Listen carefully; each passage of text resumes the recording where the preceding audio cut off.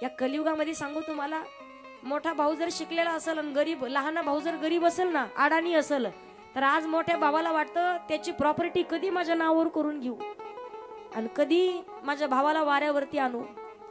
गरीब भाऊ असेल एखादा, पण सांगू तुम्हाला, जर गरीब भावाचं त्याच्या हिश्शाचं धन जर तुम्ही खात असाल, त्याला लुबाडून जर त्याचं धन खात असाल, आयुष्यभर किती लेकरांना शिकवण्याचा प्रयत्न करा, आयुष्यभर कितीही खुश आनंदी राहण्याचा प्रयत्न करा. जो कोणी स्वतःच्या गरीब भावाचं धन लुबाडून खातो, जो कोणी त्याच्या हिश्शाची त्याच्या वाट्याची प्रॉपर्टी स्वतःच्या नावची करून घेतो, आयुष्यभर तो भाऊ, तो श्रीमंत भाऊ, तो शिकलेला भाऊ, लुबाडून प्रॉपर्टी घेतलेला भाऊ आयुष्यभर सुखी समाधानी आणि आनंदी मात्र कधी जीवन जगू शकत नाही. लेकरं शिकत असतील पण नोकरी हाती नाही लागणार, पण जरी लेकराला नोकरी लागली तरी तेच लेकर त्याचा म्हातारपणी सांभाळ नाही करणार.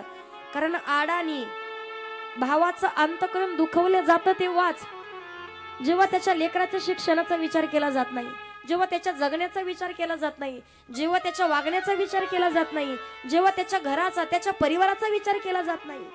आज कित्येक शिकलेले भाऊ आहेत, किती शिकलेल्या भावाला वाटतं यांनी पूर्ण प्रॉपर्टी माझ्या नावावर करून दिली पाहिजे, पण विश्वास ठेवलाय तुमच्यावरती तेव्हा तुमचं शिक्षण झालंय. कित्येक गरीब आणि अडाणी भाऊ मोठ्या भावाचं शिक्षण पूर्ण व्हावं म्हणून स्वतः रानात रात्रंदिवस कष्ट घेतात, पण याची जाणीव मात्र प्रत्येक शिकलेल्या भावानं ठेवणं महत्वाचं आहे. लहान्या भावाचंही कधी चांगलं होईल, त्याचे लेकर कधी मार्गाला लागतील. एकत्रित परिवार असेल तर सांगू तुम्हाला, कधीच कुठल्या व्यक्तीची नजर त्या परिवाराला लागत नाही. पण आज मात्र पूर्ण परिवारामध्ये विसंगती आहे, विचारांमध्ये विसंगती आहे. पहिल्या काळात लहान लेकर आजी आजोबाच्या अंगा खांद्यावर खेळायचे, ते लेकर वाईट मार्गाला कधी जात नव्हते. कारण का, आजी आजोबा त्यांच्या जुन्या काळातले त्यांच्या जीवनामध्ये आलेले प्रसंग आणि अनुभव सांगायचे त्या लेकराला. ते लेकर पावला पावलावरती विचार करत राहायचे. सांगण्याचं तात्पर्य आहे, पती पत्नीच्या मध्ये प्रेम असेल तर शेवटपर्यंत नातं टिकल्या जातं. सध्याच्या काळात तुम्हाला विनोदानं प्रसंग सांगितला जातो पहा. छोट्या छोट्या गोष्टीवरून जरी मालकाचं आणि बायकोचं भांडण झालं ना, तुम्ही कधी कधी पहा, मन जरी एकामेकांचे पांगलेली असेल, आता उदाहरणार्थ तुम्ही कथेत येत, पण तुमचं मन मात्र विचार मात्र सारखे, विचार जुळून येतात. कथेत जरी जोडी बसलेली असेल, कथा संपल्याबरोबर इथून जेव्हा निघाल, एकामेकाकडे पाहिलं जरी आणि मालकाने फक्त असं जरी केलं तरी तिला माहिती आपल्याला गाडीकडे जायचंय, बरोबर की नाही. पण तीच बाई जर स्वतःच्या घरात बसलेली असेल आणि एकदा का पती पत्नीच्या मध्ये भांडण वाद झाला, फक्त हातभर अंतर असतं, किती, एक हातभर. पण याला ड्युटीला जायचंय आणि बायकोचं याचं भांडण झालं, एकमेकाला बोलत नाहीत. ड्युटीला जायच्या टायमाला जवळ मुलगा असतो, मग बोलायचंय, पण बोलायचं कसं, मग मुलाला मध्ये घालायचं, पप्या तुझ्या आईला म्हण माझा डबा भर, मला कामाला जायचंय. किती अंतर, फक्त हातभर आहे, हातभरच अंतर राहतं. डबा भरून जरी ठेवला तरी ती सुद्धा डायरेक्ट मालकाला सांगत डबा भरून ठेवला आणि तुम्ही घेऊन जा म्हणत नाही, ती म्हणती पप्या तुझ्या बापाला म्हणा डबा भरून ठेवला. अंतर किती, हातभर. पण मला सांगायचंय, शरीरानं देहानं मात्र जवळ जवळ आहेत, पण विचारानं मात्र खूप लांब गेलेले आहेत. एकमेकांच्या प्रती जर प्रेम असेल, एकमेकांच्या प्रती जर जिव्हाळा असेल, तर शेवटपर्यंत नातं टिकून राहतं. सांगू तुम्हाला माता मौल्यांनो, बाईला किंमत तोपर्यंतच असते पहा, जोपर्यंत सौभाग्याचं कुंकू कपाळावरती जिवंत आहे.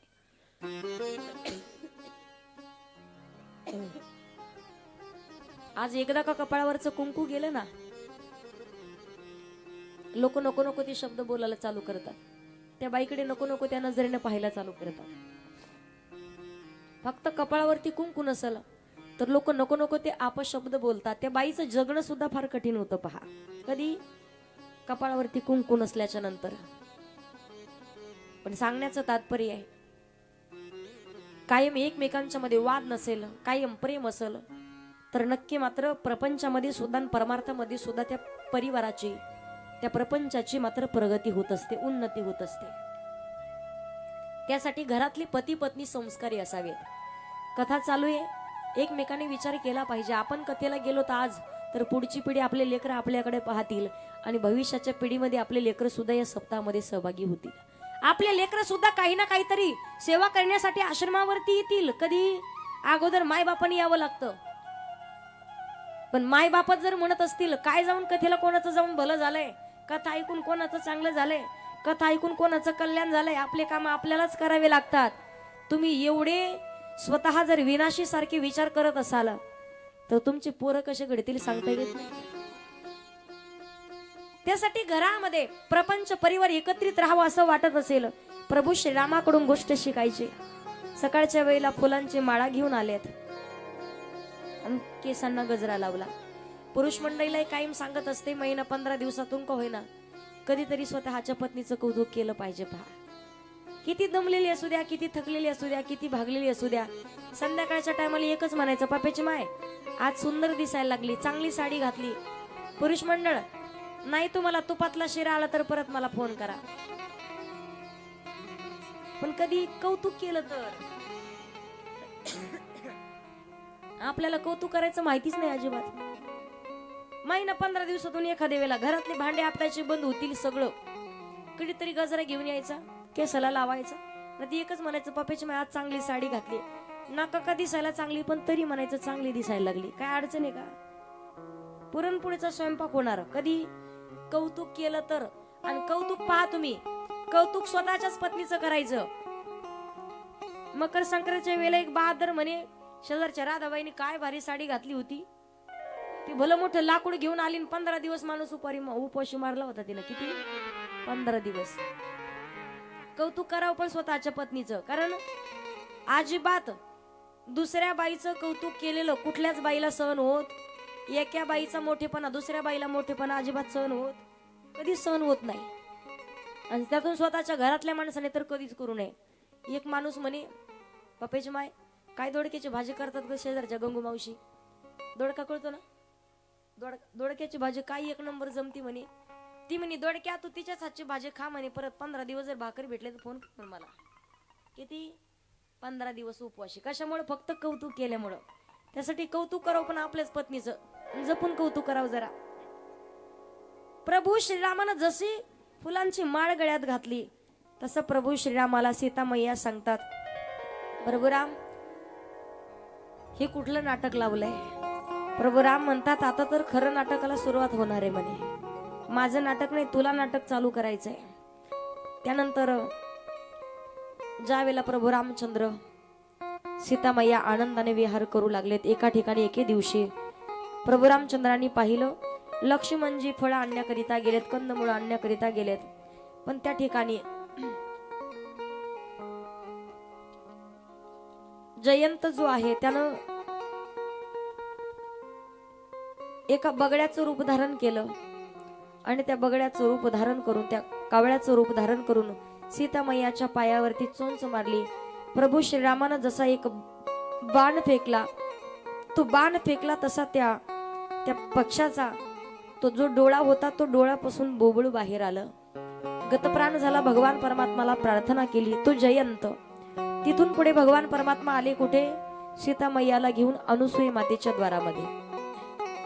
अनुसूई मातेकडे आले आणि अनुसूई मातेकडे आल्याच्या नंतर ज्या वेळेला पाहिलं अत्री महाराजांचा महल आहे, महान पतिव्रता अनुसूया माता अत्री महाराजांची पत्नी आहे. पण अत्री महाराज सुद्धा अगदी तेवढ्याच आनंदाने अखंड भगवान परमात्माचं नामस्मरण करतात.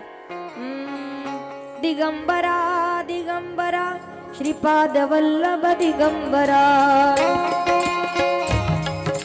श्रीपाद वल्लभ दिगंबरा, दिगंबरा दिगंबरा श्रीपाद वल्लभ दिगंबरा, दिगंबरा दिगंबरा श्रीपाद वल्लभ दिगंबरा.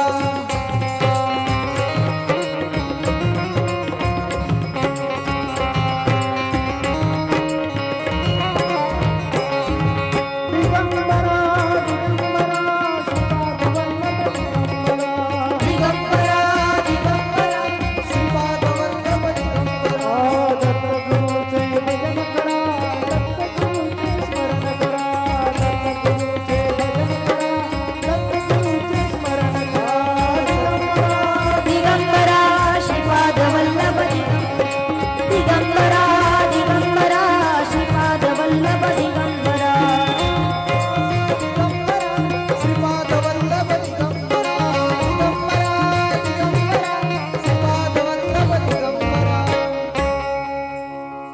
त्यावेळेला चित्रकूट पर्वत सोडला आणि भगवान प्रभू रामचंद्र अगस्ती महाराजांच्या आश्रमावरती आलेले आहेत की ज्या आश्रमावरती एकता आहे, समानता आहे, माणुसकी आहे, एक विचार आहे.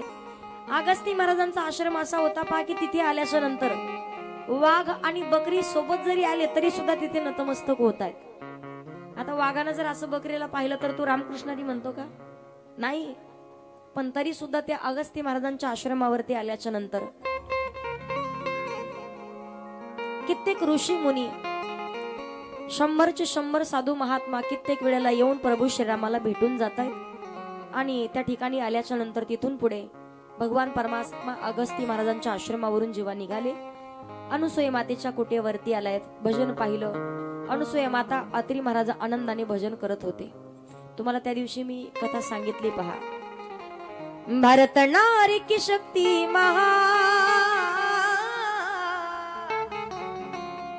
भारत नारी की शक्ती महान महान महान महान हार गए भगवान. तुका म्हणी पतिव्रता तिची देवावरी सत्ता. बाई जर महान पतिव्रता असेल, बाई जर संस्कारी असेल तर कुठलंच अनिष्ट घरावरती परिवारावरती येत नाही. जलांधरांना तुम्हाला माहिती आहे, वृंदेनं पातिव्रत्य धर्माचं पालन करत होती तर जलंधर दैत्य मारल्या जात नव्हता. एका बाईनं ठरवलं म्हणे मलाही पतिव्रता व्हायचंय.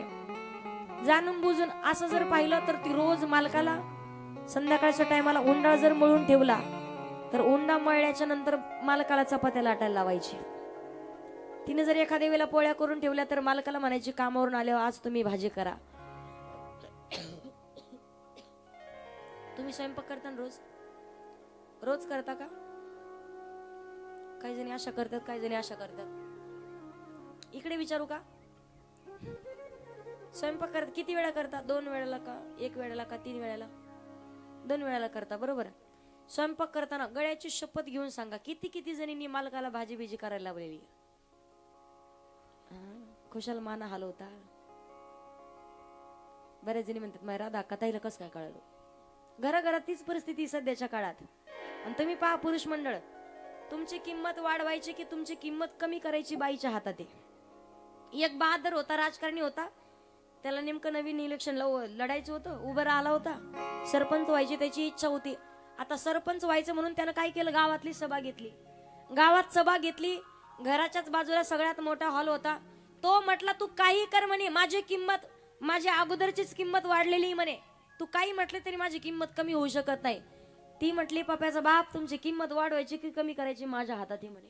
ते कसं ती माहित नाही म्हणे. ती गेलं सभेला गेलं पण ती म्हटली पहा तुमची किंमत वाढून कमी करून तुमची किंमत जर नाही कमी केली तर परत माझं नाव घ्यायचं नाही म्हणे. मालक गेला सगळ्या सभेमध्ये. आपल्याला आता जरा जोमाने इलेक्शन लढायचंय, आपला गट निवडून आला पाहिजे असं तसं भाषण चालू होतं त्याचं. पण भाषण चालू असताना ह्या बाईनं स्वतःच्या लहान मुलाला सांगितलं होतं, 4थी 5वीला होतं. ती म्हणे बाळा एक काम कर म्हणे, तुझ्या बापाचं तिथं भाषण चालू आहे म्हणे, पप्पाच्या हातातला माईक घे म्हणे आणि पप्पाच्या हातातला माईक घेऊन तुझ्या बापाला म्हण की बाबा तुम्हाला आईने पुरण वाटायला बोललंय. काय म्हणे पुरण वाटायला बोलले म्हणून सांग. ते गेलं म्हणे बाबा माईक पाहिजे. आता याला वाटलं म्हणे माझी इच्छा आहे सरपंच व्हायची, पण चांगली गोष्ट आहे म्हणे आपली पुढची पिढी सुद्धा त्याला सुद्धा माईकची आवड लागली म्हणे, त्यालाही माईक त्याच्या हातात दिला माईक. आणि ते थांबून थांबून म्हणे पप्पा तोंडाकडे पाहिलं बापाच्या तोंडाकडे पाहत म्हणे बाबा तुम्हाला आईने म्हणे पुरण वाटायला बोललंय. सगळे लोक खलगत हसायला लागले, त्याचा अपमान झाला, सभा मोडली, सगळे निघून गेले त्या ठिकाणी.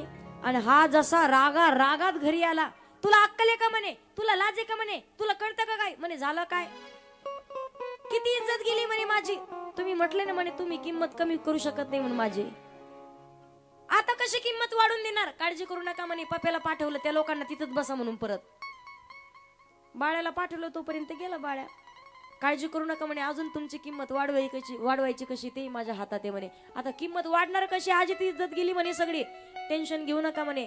ते पहा म्हणे फ्रीज मध्ये पुरणपोळ्या करता करता ते जरा पुरण राहिलं होतं म्हणे, तो डबा घ्या आणि ही गेली त्या सभेमध्ये आणि ती म्हणे तुम्हाला सगळ्याला वाटलं असं पोराजवळ सांगितलं म्हणून की पप्प्याच्या बापाला पुरण वाटायला बोललं, पण पुरण वाटायला बोललं नव्हतं म्हणे.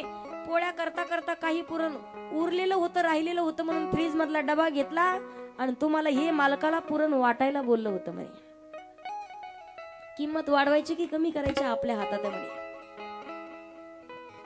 ती जाणून बुजून ठरवलं महान पतिव्रता व्हायचं म्हणे. मला मालकाला अट्टहास करायचो. पप्प्याचा बाप आमदा कुठला दागिना करता, आमदा कुठला दागिना करता. तो म्हटला का अख्ख्या गावात तुझ्या एवढे दागिने कोणाला नाही, तुझे एवढं सोनं कोणाला नाही म्हणे. आणि तो कुशाल सांगती कोणता दागिना नाही म्हणे. जरा नवीन दागिना पाहिजे. दागिना कसला? यानं काय वरवटा पाटा माहिती तुम्हाला? तो वरवटा उचलला आणि सोनाराकडे गेला म्हणे याला जरा सोन्याची पॉलिश करून द्या. साखळी बांधली, साखळी घेऊन घरी आला. अख्ख्या गावात दागिना नाही, असा दागिना मला असला पाहिजे म्हणे. महान पतिव्रता होण्याचा प्रयत्न करत होती. मालकाला पुरणपोळ्याचा स्वयंपाक केला, सगळं केलं आणि आल्याच्या नंतर तो दागिना हातात दिला. मालकाला विचारला हा दागिना कोणता? मालकाने नाव सांगितलं त्याचं. तो म्हणे हा याचं नाव आहे म्हणे वरवटा मॉडेलिंग. हा दागिना घालायचा कसा? घातला गळ्यात. अख्ख्या गावात नाही असा दागिना. ही दारात बसली होती, तिला 3 सुना होत्या. पहा 3 सुना होत्या. तिच्याकडे पुरण वाटायची चाळणी बी होती, तिच्याकडे मिक्सरही होतं, पण तरी फार जुन्या काळातला तिनं वरवटन पाटा काढला आणि दारातच बसली पुरण वाटायला. का? येता जाता प्रत्येक बाईने विचार हा दागिना कधी केला. जशी दारात बसली, हातातला वरवट्टा पुढे गेला की गळ्यातला दणकीन मागे यायचा. हातातला मागे आला की गळ्यातला पुढे जायचा. हातातला पुढे गेला की गळ्यातला मागे यायचा. असं करत करत छातीत चमक निघली, टुचकून गेली. कधी? दागिन्याच्या नादात. सोनं फार आवडतं पहा माता मावल्यांना.